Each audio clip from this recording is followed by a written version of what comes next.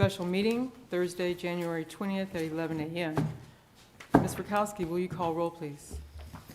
Mayor Lake, Here? Vice Mayor Hart. Here. Councilman Bobby Brown. Here. Councilman Tony Brown. Here. Councilwoman Kelly. Here. You have a quorum, Madam Mayor. Thank you. Are there any public comment cards? I have none. Thank you. Item 2 on the agenda is Shear Construction Keystone Beach Site Renovation Bid Awarded. So are you up?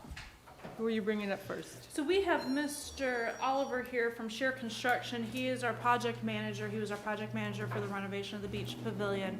I'll bring him up to answer any questions and go over the packet. I just wanted to do a quick overview. So we do have 4 separate projects that are combined into one.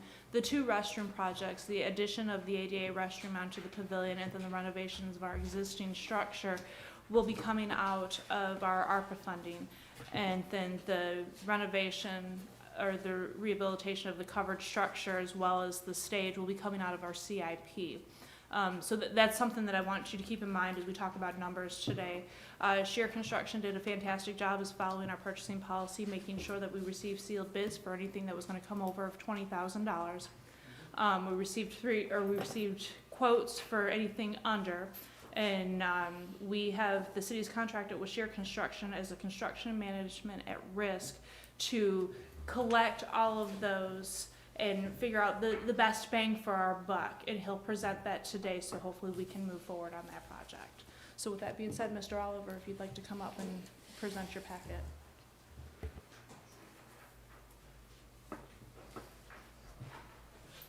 Welcome. Thank you. Good morning. Good morning. Take that off so you can hear me. So, yes, back in October, we revised, well, initially back in July and then revised it in October. We had a budget. We came in under that budget. For the sake of this, the total number you see will be the same as that budget because I just moved when we bid it, I moved what we had into contingency. If we don't use it, you get it back, but it'd be better to hold on to it until we know we don't need it.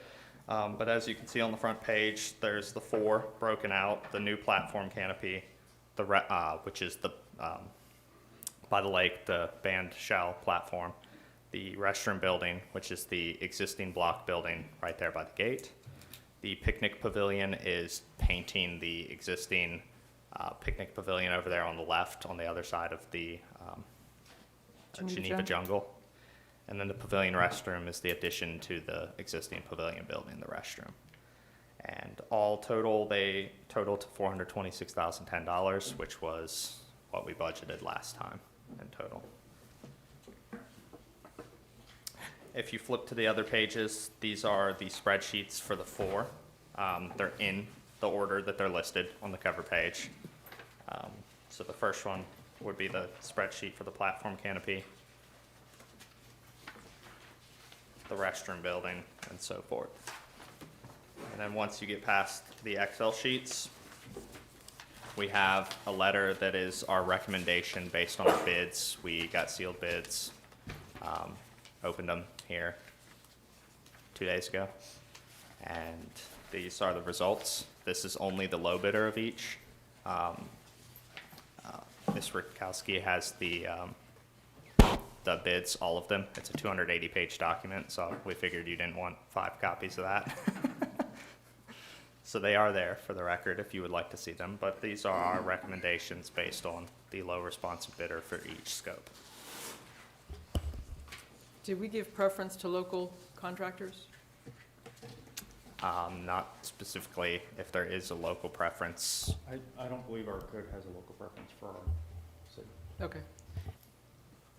Most of our bids have come in from contractors who we have done work with in the past. I don't know that we saw bids from anybody really outside of the surrounding counties. I don't know that there was a Tampa bid that was awarded or things of that nature. So just out of work convenience, most of these are within our surrounding counties. Okay. So these subs are people that either the city has worked with or you have worked with or both, is that Correct. a fair statement? A couple of these are people who did the pavilion, the Okay. carpentry, the railings, the roofer. Okay. So, Thank you. yes. Any questions? from the Browns on my left. Any other questions, Ms. Marion? No.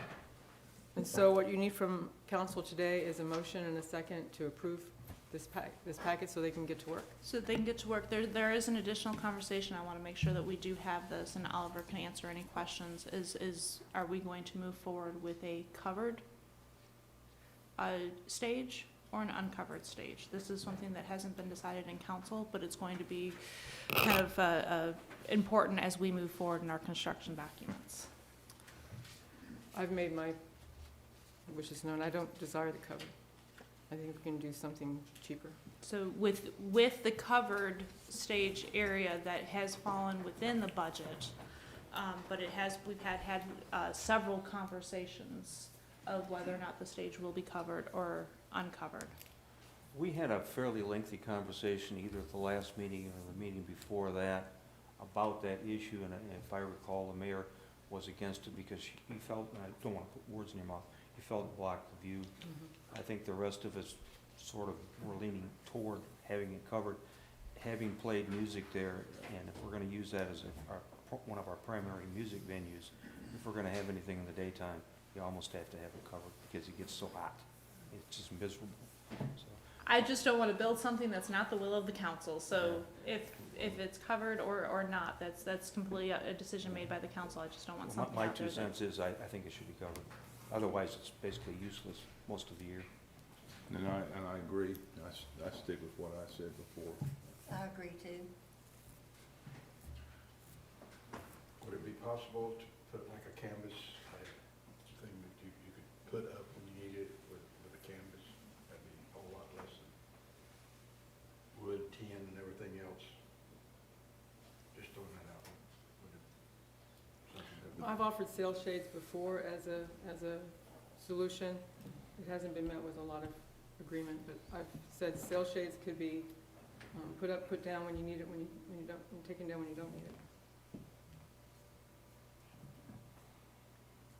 That might be a solution. So Both for- sides. for the purpose of this conversation, it's if the construction documents will move forward with a covered area or an uncovered area. If it's uncovered, then we would have conversations further on down the road on different solutions, but, So you already have 3 yeses for the cover. okay.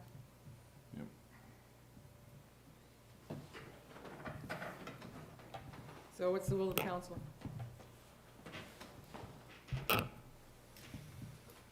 Now, if you feel, I don't know if we can do it this way, can we break out the cover from this bid package? And Yeah. then they can vote on that separately? In terms of, yes, the price in here, there's three subs that would affect. Steel, roof, painting. All 3 bids are broken out by area, so we know exactly what the amount of the steel, the roof, and the painting for just that cover is. And your document indicates these numbers are a guaranteed maximum price, so if we decided not to go with the roof or a canvas solution, it would actually bring the cost down. Is that a fair statement? That's correct. Okay. The value of the painting, well, actually, I misspoke a little bit there. The painting for the platform includes painting the block, so there's a little bit that would remain, but the value of the steel is $31,975, and the value of the roof is $4,550. So you're looking at an additional cost of roughly $35,000 for that cover versus not. And that would still have the handrails there. Yeah. So you're talking these canvas things like they have at the elementary school for the Or at the playground? Methodist church on the playground?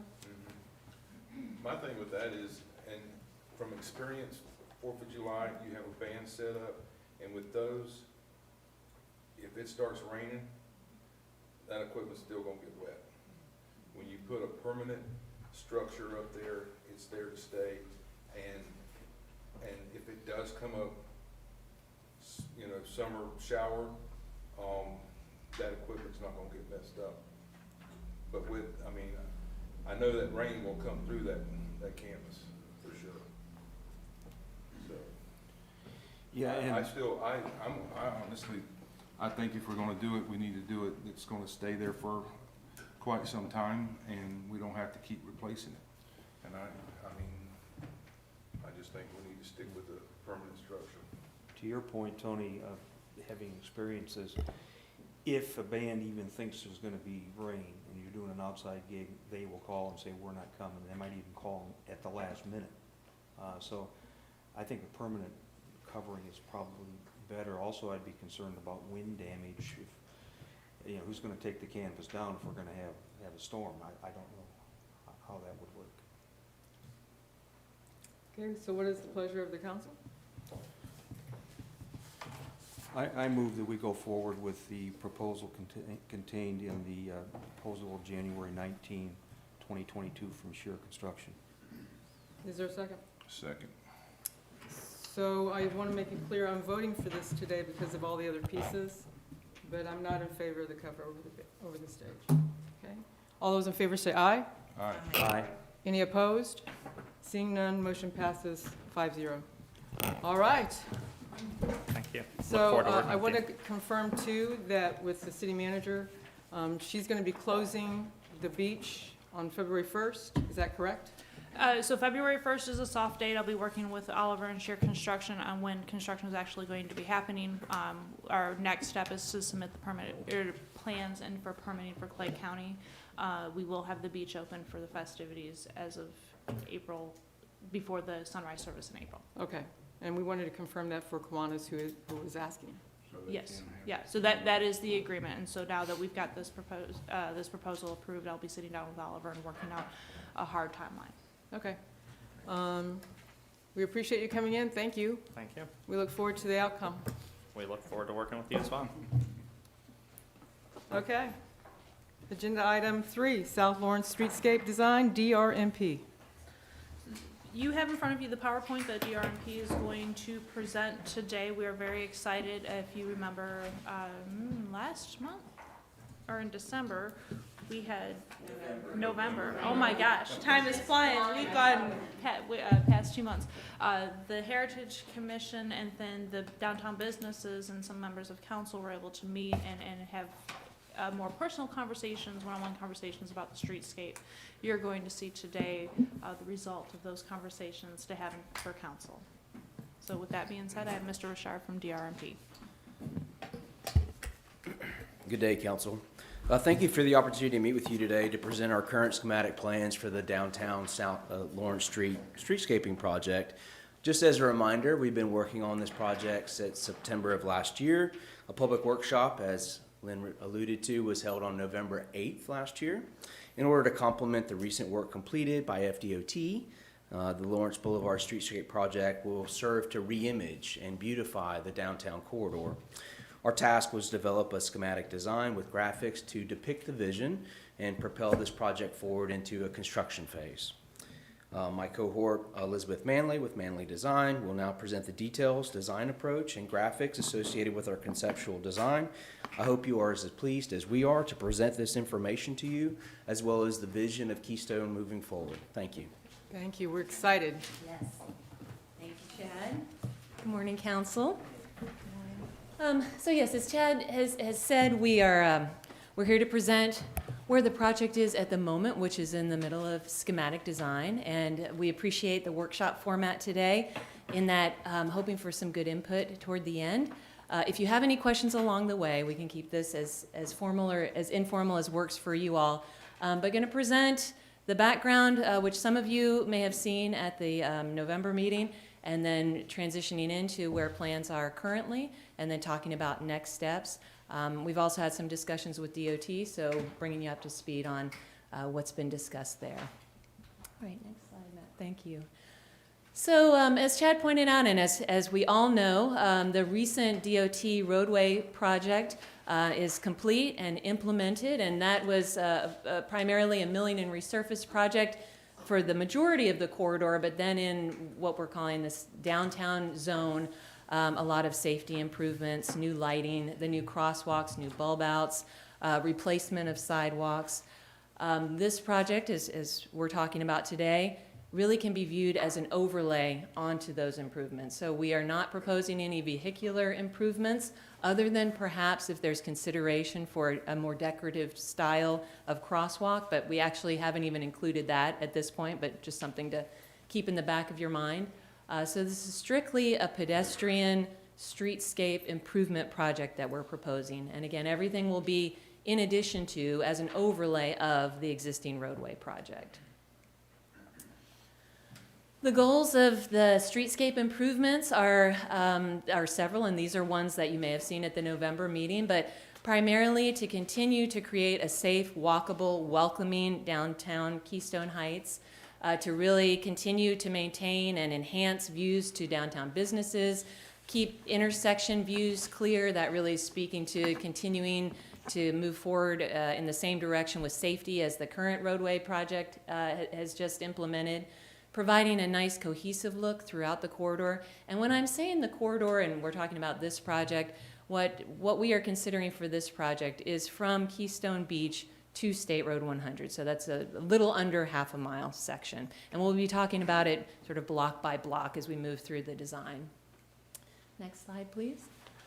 Designing improvements that are certainly in character with Keystone Heights in terms of materials and look and scale and feel, and then really trying to strengthen the connections along the corridor. So we've got some wonderful civic spaces, primarily in the southern part of the corridor. How do we best connect those to the downtown spaces? We see a lot of great cross traffic during events. How can we promote that every day as well? Next slide, please. So there's some great things that are already wonderful opportunities that we want to build on.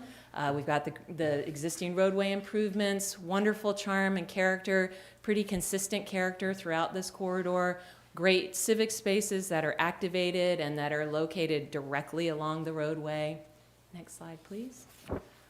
There are some things that we can enhance with this project, just creating a little bit more pedestrian scale and comfort, particularly along the whole corridor, but particularly in those areas of the downtown businesses, providing good outdoor use spaces if those business owners should desire for outdoor seating, outdoor use. In the downtown area, in this section, cardinal to State Road 100, I should say, there is a lot going on visually in terms of signs, and that's great in terms of folks recognizing businesses, but we've got the crosswalk signs, we've got street signs, we've got the historic markers, the survey marker style street signs. So how can this project not add to that? And perhaps this project can even combine some of the messaging that we're seeing on the signs to lessen the number of signs that are within the public realm, that are within our control as a streetscape public project. And then also improving access and connectivity. Of course, the existing roadway project's done a great job with setting the bones for this, but we've heard a lot of comments and got a lot of input about that zone between on-street parking and the sidewalk that's currently grassed. How can we improve the accessibility and the use of that zone as folks are getting in and out of cars on street? Next slide, please.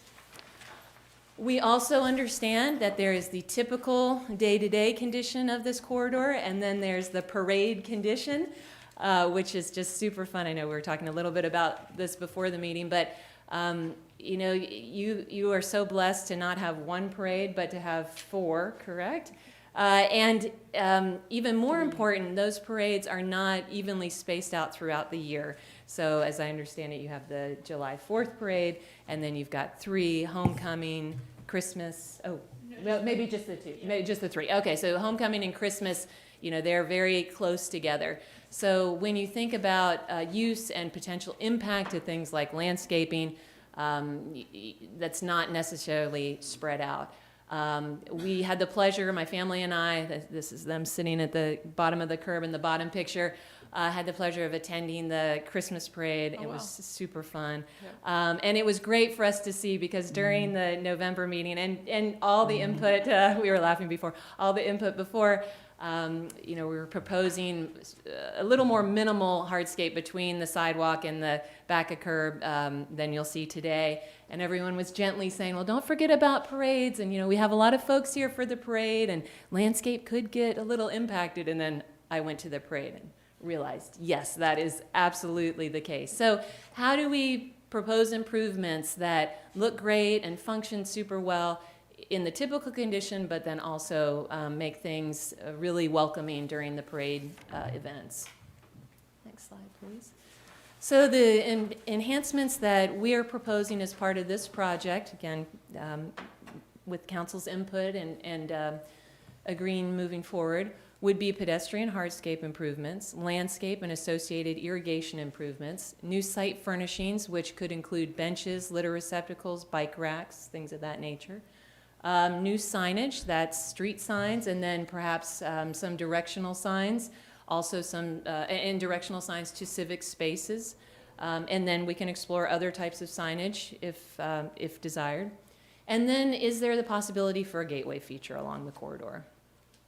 This is also, I meant to say this in the beginning, this is also a continuation of the initial design that you all had explored with other consultants prior to DOT's roadway project. So that laid a great foundation of a vision. It proposed many of the same items. We started with that design and looking at that, and then with input have made some revisions. Also looking at things like DOT requirements in terms of clear zones, sight lines, general allowance of materials within the vehicular zone. And so again, we can view this as a continuation of that design process. Next slide, please. So as mentioned, we had this great open house. It was technically a Heritage Commission presentation first, then followed by an open house with business owners. Got great input, a lot of talk about that zone between the back of curb and the sidewalk and how difficult that is for folks, particularly in that zone where we've got a lot of medical offices between Oriole and Sylvan, folks getting in and out, and there's some minor grade changes in that area that just makes that worse. A desire to really look to the 1920s period of Keystone's development in terms of character, materials, overall scale, and use those as we move forward. There was a lot of discussion about sign types, different materials that could be used, you know, what's picking up on things that we're seeing in the corridor. We're seeing mosaic tile, precast, the church stone like on the monument here at City Hall. How can we use those and not to tie things together better for that cohesive look and, you know, not have to reinvent the wheel? There was a request to help clarify off-street parking locations. So on-street parking super clear in terms of customers coming to businesses, but off-street parking is not so clear, especially for newer visitors, first-time visitors. So how could signs be incorporated to help direct there? And then, of course, the design needs to work for day-to-day and for the parade events. Next slide, please. So now getting into some of the details, I want to walk through just the things that we're talking about when we say paving, landscape, and then we'll look at the plan block by block. So paving, at this point, it can be whatever we want. Really looking for this meeting to look at the overall approach of the plans and speak to if that's appropriate or not, and then we can come back, of course, to talk more about details. But the idea being a combination of brick and or concrete unit pavers, those are the two on the right, to create different characters and textures and lines down the corridor. So we've got brick banding as an option, brick fields as an option, and again, it could be clay brick of two different colors, of one color, it could be concrete unit pavers. Just to stay in keeping with the 1920s theme, Right. would you think that some of these would look too modern? I think the brick would be a better choice. I think so too. The one in the upper right-hand corner appeals to me a lot. Right, brick is timeless, and it does come in many different colors, so that could be as much a pop or as much of a sort of neutral and blending together as we'd want. Next slide, please. This is just, these are not what we are proposing, but just some examples of the idea of a brick field and two different types of brick and how that can look, and then the idea of a primarily concrete pedestrian zone outlined by brick banding and how simple and nice and clean that can look.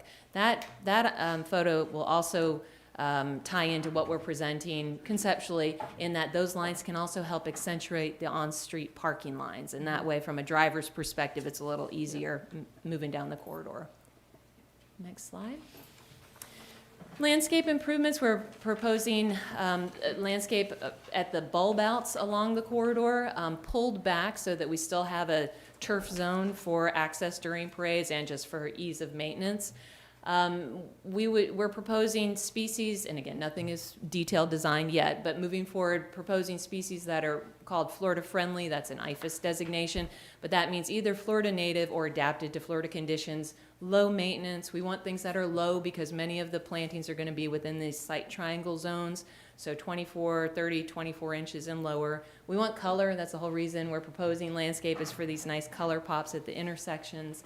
And then as impact resistant as possible, and we definitely need to take this with a grain of salt, but no plant is impact resistant to tons of people trampling it. But there are plants that bounce back quicker, and there are some that are tougher than others. We're going to focus on those. Are you familiar with Chipini's farm? Yes, Okay. yes, All right. yes. Because that's what they're one of the, I don't know what the sanction is, but they're, heritage, Florida Heritage or something like that? Yes, I know they're a huge native plant Yeah. producer, and they're a great nursery. Yeah, they are. Next slide, please. So these are the types of plantings that we're envisioning. Not all of these, is way too many, but just this idea of the low shrubs with color, things like plumbago, like loropetalum, coontie, roses, and that specifically the drift rose, which is very tough and very low maintenance. But you can just see from the images, different textures, different colors. We heard that there was a fairly big pushback initially with the previous design effort for trees along the roadway, specifically in front of businesses, concern about blocking views to businesses. We also understand there are a lot of utilities within this corridor, and we've got restrictions on how close you can plant trees to utilities. We are proposing a few sable palms. That's the image in the upper left. That's our native palm that everybody's seen. It's very much in character with Keystone Heights. We've got them as native trees all around this area. They could provide some nice pedestrian scale, a little bit of shade, and not block the view. So just a consideration. And I want to go back to Public Works. That's something that you guys would have to maintain, because those palm fronds do die. They have to be cut down. That would be Right. correct, Mayor. Yeah. And you're okay with that? Yes, ma'am. Okay. Next slide, please.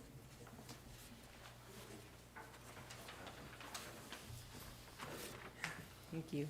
And just more images, more ground covers, again, things that are going to be fairly tough. Juniper I'm going to pull back on in terms of trampoline. It does not take trampoline well, but this sort of palette, things that are matching and are really going to spark your eye at the intersections. That's one, just to dress things up at those points, but also to create more visibility at those points where drivers need to be paying attention to pedestrians. Just based on a little bit of experience, I know the Dune sunflower will work around here if you got plenty of sun. It does really well. Yeah, it does. Great. The eastern variety. Great, okay, okay, thank you. Next slide, please. So moving from landscape more into the site furnishings category, and we're using this as a fairly generic category, ranging from signs all the way down to planters. So talking about one at a time, the city has already, as you well know, has already purchased new street signs, and you see the image there on the left. Those are just being held at this point until phase one of this project is implemented, but nice and decorative, but still very traditional.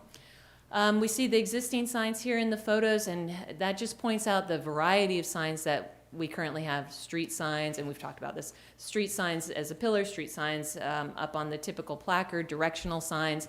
So we are starting to look at this sign manufacturer to look into, could they also offer a directional sign for things like the library, city hall, and other public points of interest along the corridor. Okay. In thinking again about reducing how much is going on visually with signs and opportunities for still tying back into the history of the city founded by surveyors and the importance of the survey marker idea, we thought of one concept as being actually street names in paving as you approach the different intersections. That could be pretty simple. These are just two different ideas, tiles, metal lettering. We'd want things that are, of course, slip resistant and vandal proof, but we're showing that in the concept at this point.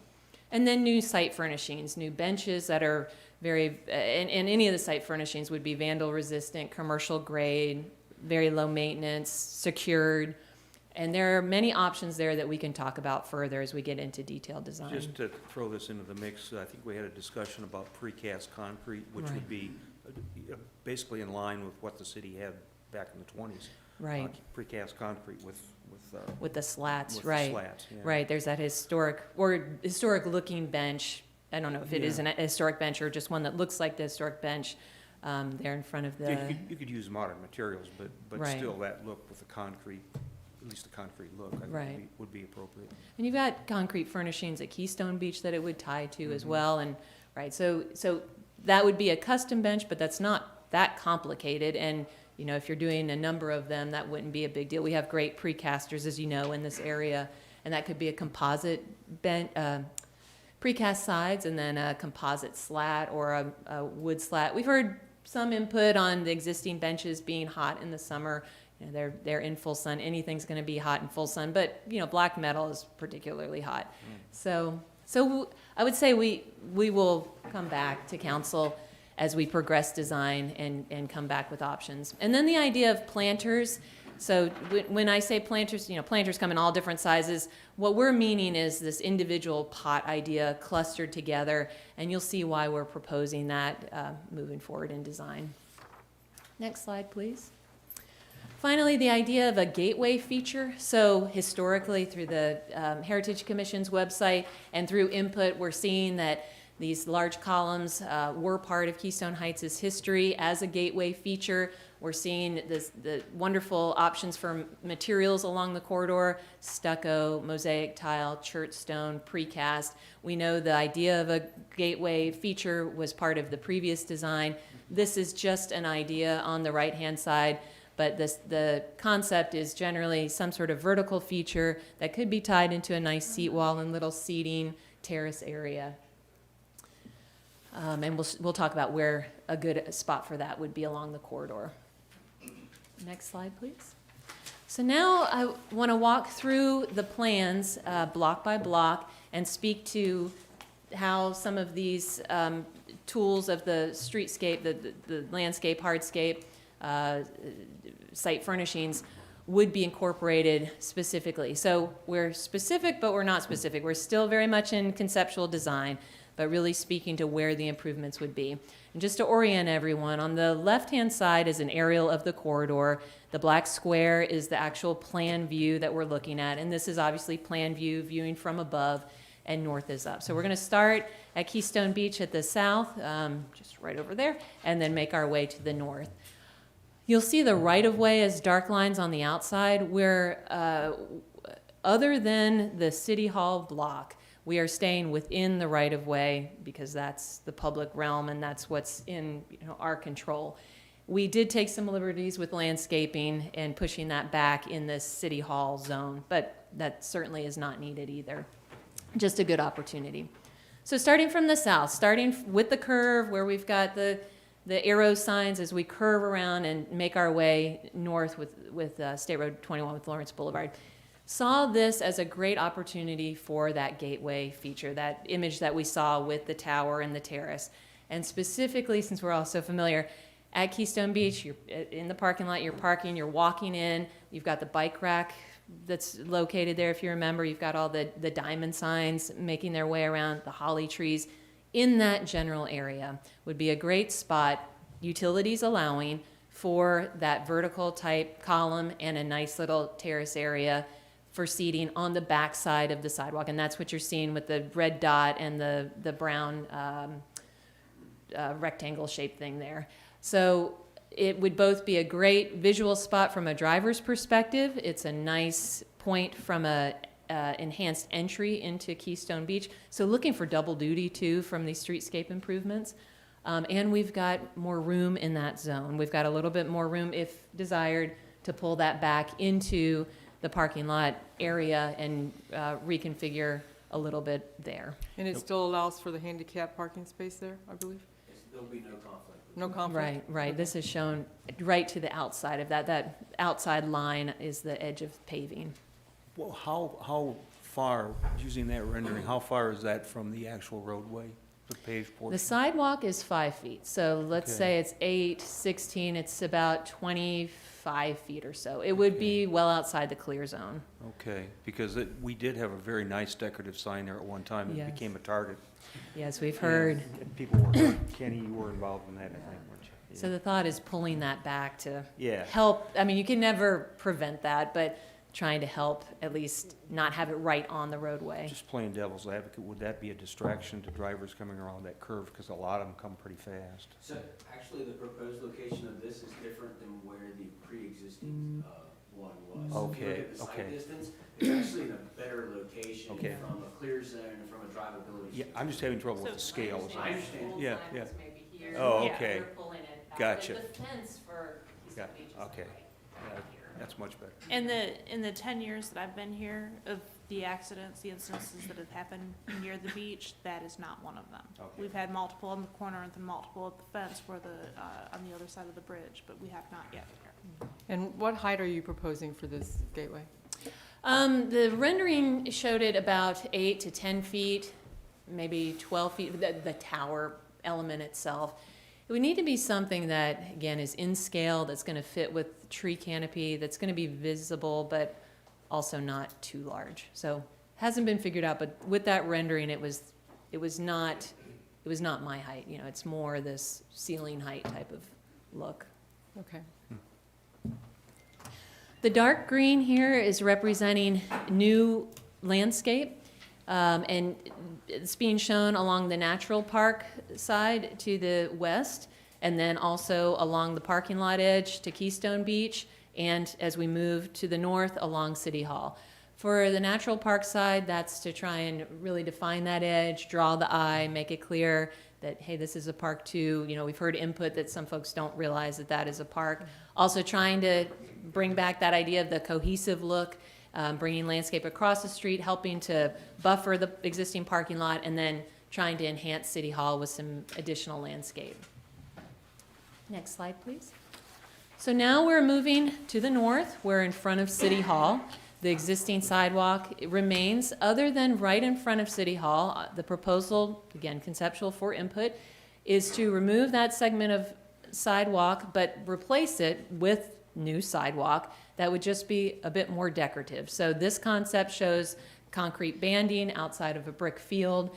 It would really provide a visual cue and a nice front door entry experience to City Hall. It would also address the need to for that additional paving behind the back of curb to the sidewalk. They're at the ADA space and a couple spaces north and south of that. Advising to replicate that same idea with the natural park entry to cue folks that that's the entry, this is a park, this is a civic space, and proposing some pots on either side of the City Hall side and some bike racks, again, to accentuate and add some color, define that entry. I don't remember, did we ever talk about a dog station? Did that come up one time? So those receptacles, is that what you're referring to, the dog receptacles and things of that nature? Those will be added in as we go through our parks master plan. That will be a part of the DOT project. Okay. So the interface here that we're speaking to is really from a landscape standpoint, but the overall eventual idea is how do we tie the streetscape feel into the park? Next slide, please. So now we're moving north from City Hall to Oriole. Oh, maybe too far. Thanks, Matt. So here's where the bulb outs start, where the crosswalks start, and as we move from Oriole to Sylvan, we've got businesses on the west side, and then we've got primarily medical offices on the right side. So in the public input meetings, and since then, a lot of talk about this zone in particular needing more hardscape between the sidewalk and the back of curb. If we talk about the bulb outs first, you'll see the dark brown paving. That's at this point suggested as brick field. outlined by the concrete bands, which is the best way to do it from a maintenance standpoint and from a look standpoint. So really accenting those a little bit more. One thing that we're trying to do with the crosswalks also, is you're familiar, you've got the sidewalk and the ramp and the big sign. So trying to enhance the hardscape around it to include the big sign within that hardscape area and putting pots around those signs to bring it down. The signs are huge because they need to be, because they're at the vehicular scale, but standing there as a pedestrian, it just feels a bit much. So how can we use pots to define the space and use that hardscape to make it a little more comfortable? The dark green again is landscape, and here's where we're getting into what we're going to propose as fairly typical down the corridor. The idea of landscape pops on both sides, again low because of sight lines, and then surrounding that with a turf area, sod area, so that when we have the parade events, we've got room for people to sit and not impact landscape. Also from a maintenance standpoint, that turf strip's going to keep mulching and just keep things a lot easier to maintain. Moving, and at each intersection here, you see the smaller squares. This idea, and that's speaking to the sign, the idea of the street signs in the paving idea, those images that we saw earlier. As we're moving to the north, you'll see with the on-street parking, we're proposing brick banding with concrete between the back of curb and the sidewalk. In this zone, we will have a grading issue in that the sidewalk is, maybe 6 inches a foot higher, maybe a little more than the back of curb. So in this zone, we're going to need to remove that new sidewalk if we move forward with this idea, and do a little low retaining wall at the backside, a foot, 18 inches, nothing that's going to require handrails to make this feasible. But upon just review with the team and looking at it from a visual standpoint, it seems doable. As we move forward with design, of course, we're going to do full engineering, full grading studies and make sure that works. Can I ask a question? Yes. Let's go back to the squares and the name of the streets and the pavement. Whereabouts is something like that close enough for us to go look at? I just can't visualize. Yeah, it's a driving down the good- road and seeing the. Did you the see, name. You there's a wouldn't- picture up back Yeah, I here. saw Yeah. that. You wouldn't see it from the car. It would really be for pedestrians. So we would still Okay. need the placard signs on top Right. of the stop signs. This would really just be for pedestrians as you cross into the crosswalk. But we'll get you a location. I've seen them here and there, not necessarily for street names. I've seen it for, quotes in paving and Right. in downtown plazas and stuff. But we'll get some more examples of Would that. we necessarily need the little pillar signs in if we're gonna have sidewalk signs and then the Right. street signs? Are the pillars really necessary? Right, so then they wouldn't be, and so you could remove them, again, if desired, to alleviate some of the visual stuff going on. But we also know how important those are from a historic standpoint. But the idea was to do these horizontal ones in lieu of those. If you still have those and it's really important to keep those, then I would say we don't need a third street sign in the paving. Right. All right, next slide, please. So now we're moving north to Sylvan, same type of treatment, that paving between the sidewalk and the back of curb, a simple brick band surrounding concrete inside field area, if you will. And you'll see the brick banding is aligning with the thermoplastic striping of the parking spaces, so helping the eye to that. Dark green landscape at the intersections. Next slide, please. Moving forward, same type of treatment. Here we're seeing the opportunity near one of the new lights for a bench pad and a bench. We don't see a huge need for tons of benches and litter receptacles in this particular zone. I would say, Cardinal South, because we've got the City Hall site. We're going to have seating you already have seating, but seating with park improvements. The one thing I forgot to mention is with the Moon Tree, we saw an opportunity to do a new kiosk and maybe some new paving around that kiosk to make it more accessible and to just update the existing information and make it a little more commercial grade and durable. But here we thought this would be a good spot for a bench as we make our way into the more retail zone of downtown. Here we also saw the opportunity, and that's what these are here. some palms if the adjacent business owners were okay with that. This is a pretty open area. The businesses seem to be pulled back from the right-of-way fairly far. This idea started on the corner there with Cardinal because that was a cut-through at one time. So using the palms to mitigate that and to reduce the desire for folks to maybe cut through still today. But then saw the opportunity to bring some shade in. We've got wonderful existing trees along the corridor for the most part in that zone south of Cardinal, so we don't really need a ton. You'd be talking to the business owners about that, or what they wanted, because, for example, Roberts Insurance, that's probably has very little walk-in business. Right. It's already pre-sold. Right, so the sign would be important, but maybe not But you'd in want the to talk whole. to the business Mhm. owners about that. Okay. Matt, if we could go back one, please. Thank you. Okay, this is still moving forward. Same general idea. As we come into the downtown, showing a bike rack here or there, again, from trying to make it convenient for customers and folks using the businesses along this zone. And here we've got the bank drive-through. We've also got the gas station. So we've got some large areas where there's a lot of paving, and we're saying to, just transition into that, not reducing any of that paving. Next slide, please. So now we're transitioning into, from Nightingale to State Road 100, I would say the retail core, the heavy walk-in business zone. And in this district, if you will, we're recommending a bit more hardscape. And that's in line with what's there now, but it's also to really promote flexibility and visibility of uses along this stretch. So the idea is a combination of brick banding with concrete, maybe two different types of brick to pop things up because we have so much hardscape, so we don't want it to be too boring or too overwhelming. And that the two tones that you're seeing there, the lighter beige and then the brown, that would be the two colors of brick.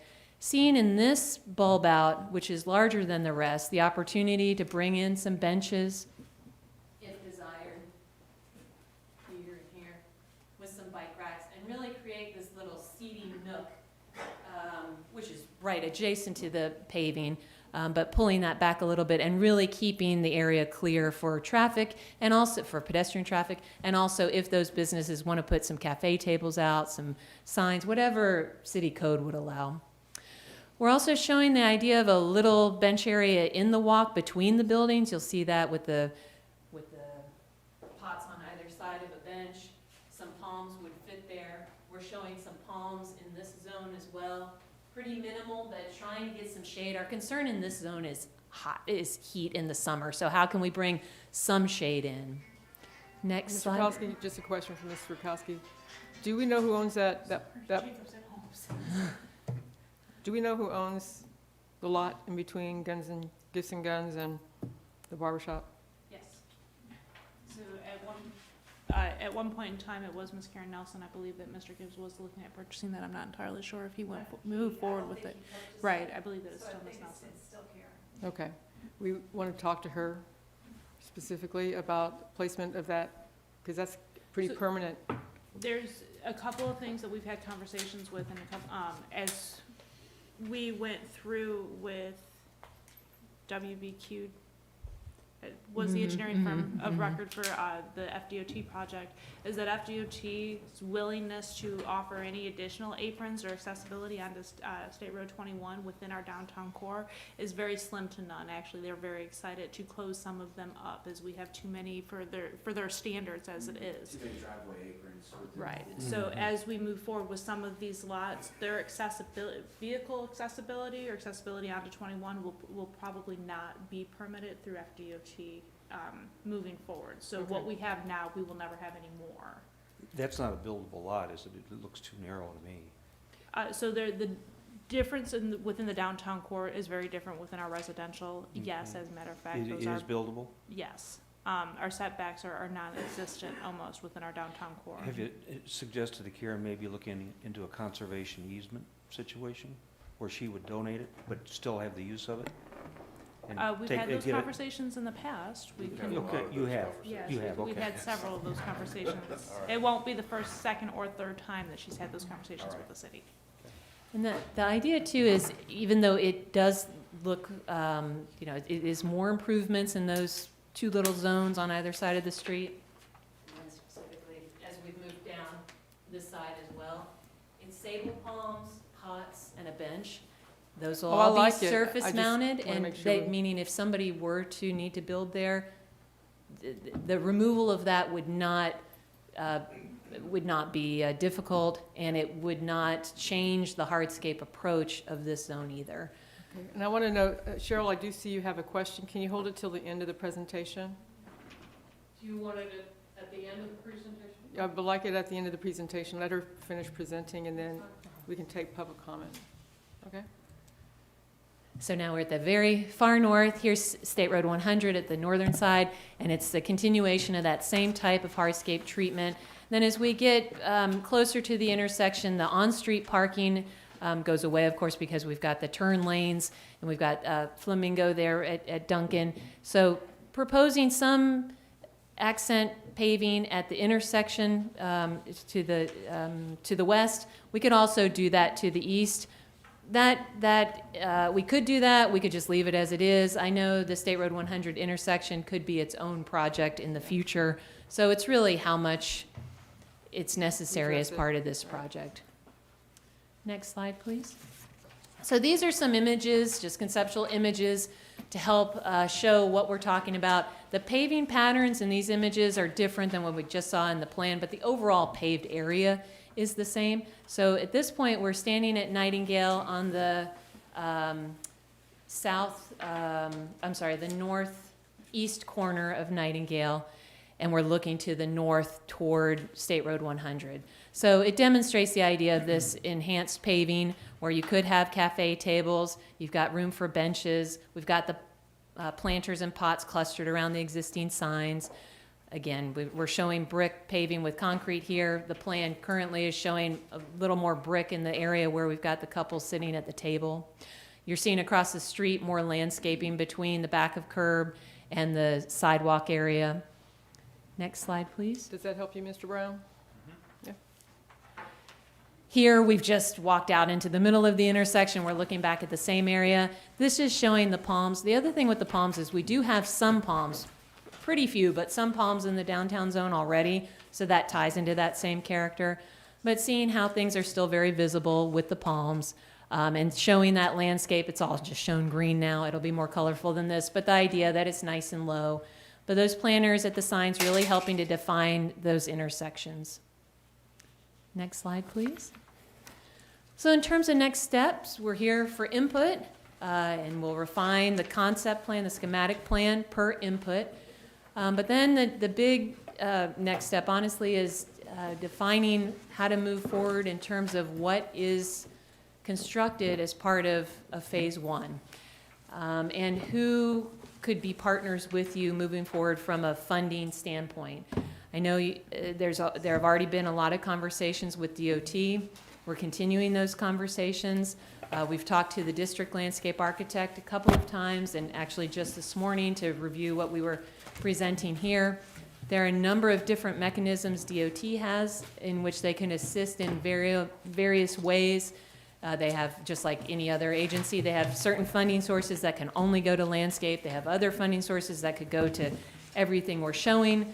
But the way in which you would need to move forward with the project is different. So we're going to have a follow-up meeting with the district landscape architect and a couple of the District 2 planners in a couple of weeks, and we'll talk about this more, to just review the plans and talk about, okay, here's what we want to do.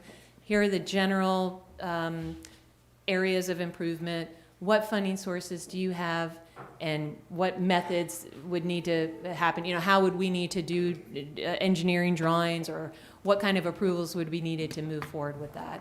To be able to bring back options of, okay, how do we go from this to something constructed? Okay, Ms. Rakowski? Yes, so just overall, we had a couple of conversations with individual council members about where the funding is or what we're going to do. The plan is to basically have kind of a fluid plan. FDOT wants to see what it is that we're asking for before they will commit to any kind of funding or tell us where we can get the funding from. And then we can look at, come back to that plan on what the city's priorities are and what that design is. So please understand, and I want to put this on record in a public meeting, that I don't know that we're ever really going to come to an end result, a concrete end result. There will be changes over the next couple years that are made as funding is available both on the city side and FDOT's side and other grants. So with that being said, the conversation is really, what does council see? What are your thoughts on what was presented? What changes, if any, what direction would you like to go moving forward so we can start having a little bit more concrete conversations with FDOT? I love And- the plan. I thought it was a great plan. I agree. Great, That was great. very good. Thank you. Thanks for all the input. We've had great input along the way. One more note on DOT. They're very excited about being able to help. They wanted me to really express that they love the idea of these types of improvements, and they're very willing to help. It's just how to best help. What does that mean? What are the priorities from the city standpoint on a phase one? And this is a very feasible plan too. You know, you could do block by block. You could do just the hardscape and then come in with landscape later on as funding is available. This is kind of the big dream version. There are other versions of this, maybe without the pots. Maybe you're bringing in site furnishings later. Maybe you have a program for sponsorship of site furnishings. So there are a lot of different ways to move forward. But as Lynn said, it's really focusing on what is the priority for phase one. What's going to be most important to citizens? I think the phase one. hardscape is the most important item, getting the bricks in and outlining parking places and lights. I like getting that part out. Yeah, I Done agree with first. that. Mhm. That makes the most sense from a logistics standpoint. You're building from the floor up. Right. Exactly. Right. Yeah. I'd also like to add that the purpose of doing this was in order to have those discussions with funding agencies. We can't come up with cost estimates, we can't have that next step process without a schematic design to actually present to people, to attract them to the idea, and then also to solicit buy-in from the community. I don't want to get too far into the weeds on this, but as to the hardscape, you talked briefly about the heat downtown. Mm-hmm. The more hardscape, probably the more heat you're gonna have, so I don't know, from a Right, so- reflection standpoint, what Right. material would be better for that? Right, so we need to consider that. Yeah, I think so, Right. big time. And the landscape will help, even though, shrubs and ground covers obviously aren't shading anything, they're gonna help a little bit with that heat island effect and the radiating heat off the asphalt. But yeah, other than shade from the palms and perhaps businesses doing, covers in the zones outside of the right-of-way area, it is gonna be pretty difficult. looking But at concrete is, better than a darker paver, and Yeah. brick is pretty good too. Looking at old pictures of the downtown, it looks like it was lined with deciduous trees. Right, Big old, right, that's trees. ideal, yes. yeah. But the major pushback on that would be what, the utilities and the There are a lot business of- owners' consideration? Right, that's what we've heard today. And we've seen the utilities in the as-built plans from the roadway project. And they're significant, they're not unusual. That's what you see in streetscapes. But the idea, palms are considered different, typically differently from a utility standpoint than canopy trees. Palms are, they're big grasses, they're monocots. They've got a big fibrous root system, not a root system like we see with live oaks. And even though their heads are smaller, they still are offering some shade and scale, and you can cluster them well. So we may even be able to get a few more in than what's being shown, but we thought this may be a good balance of shade, visibility, some scale. Okay, so what do you need moving forward, Mr. Kowski? So this was just general conversation for DRMP, and mainly to report back what they've heard from the public at both the workshop and what we received from individuals commenting on the plans that were put up on our Facebook page and our website. I will share that working with both Elizabeth and Chad on this project has been fantastic. They've been very receptive to some of the input that we've brought in. Just to note, some of the concerns was that was brought up was pedestrian safety and accessibility to their vehicles. And Elizabeth came back with a plan as far as adding more hardscape and adding that on, identifying the landing pads, if you will, for those vehicles as they park alongside the roads. Those have been several comments that we've brought in, and they've done a fantastic job addressing that.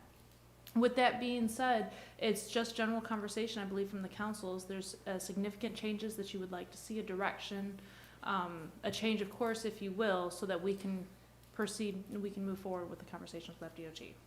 Back on the plantings for a second here, again, I don't want to get too far in the weeds, but some of these are going to require fertilization, and, you know, every 2 or 3 months you're going to have to be out there doing stuff. Kenny, have you, could you address that? Yes, sir.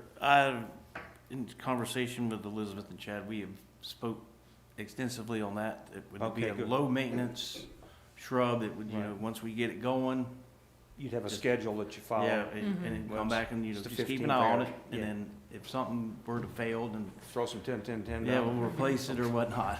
Okay, So all right, good. that was one of the major concerns with some of the designs that were done in the past. For example, the black benches and things of that Mhm. nature. Staff was not consulted with maintenance and how that would affect. If we would have had that conversation with Public Works, they would have said, no, it's gonna get really, really hot.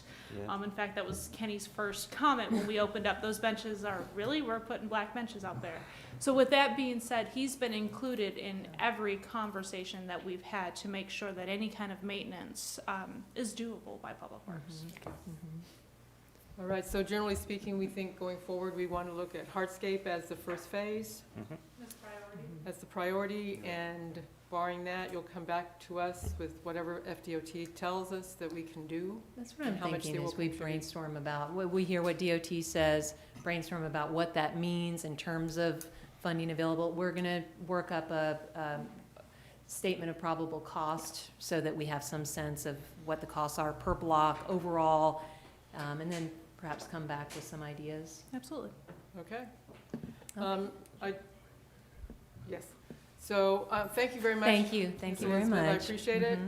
Mhm. We did have a public comment. Ms. Schell, do you want to come up to the podium? We need you to be up here. Okay. All right, anyone else want to speak to council about what's been presented today? We're open for public comment. Open for public comment. Seeing none, this meeting's adjourned.